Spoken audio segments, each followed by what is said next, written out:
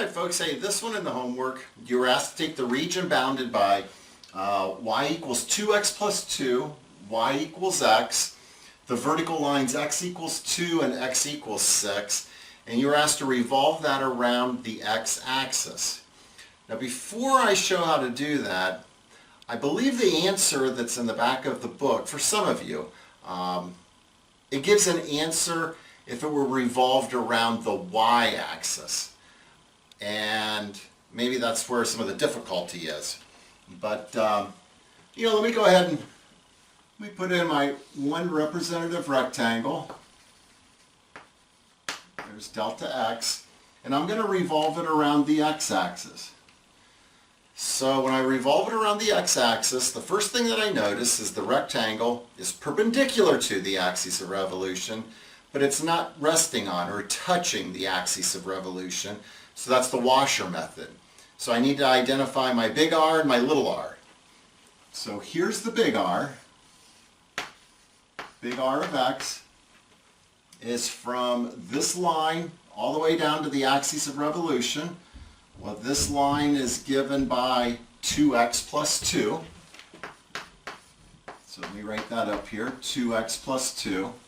And then little r, well, here's the little r. And little r is from this line down to the axis of revolution. That's just x. So, washer method. So to find the volume, it's pi times the integral 2 to 6. Those are the limits of integration. Big R, 2x plus 2 squared, minus little r, which is x squared. So it looks like I just need to go through a little bit of algebra to kind of clean up that integrand.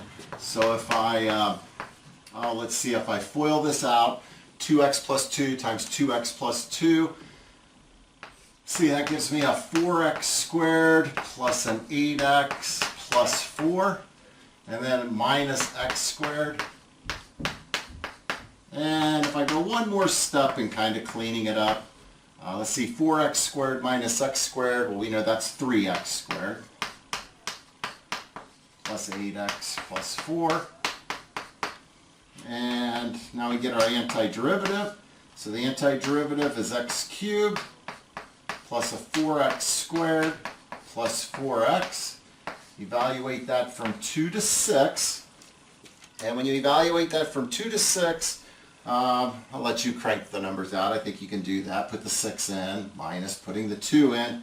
You get 352 pi. Now if your answer in the back of the book is, so back of the book, if your answer is in the back of your book 608 pi over 3, I believe that's the answer that you will get if you take this region and revolve it around the y-axis. And if you take that region and revolve it around the y-axis, you'd use the shell method. And using the shell method, here's your p of x. That would be x. And then h of x, the height of the rectangle, well, that would just be the top curve minus the bottom curve. So, go ahead and crank it through revolving around the y-axis to see if you get the 608 pi over 3. That's if the back of the book has this as the answer for this problem. So revolving it around the x-axis though, per the directions in the book, it said revolve around the x-axis. It would be washer method, and you should get 352 pi. That's it. Thanks for watching.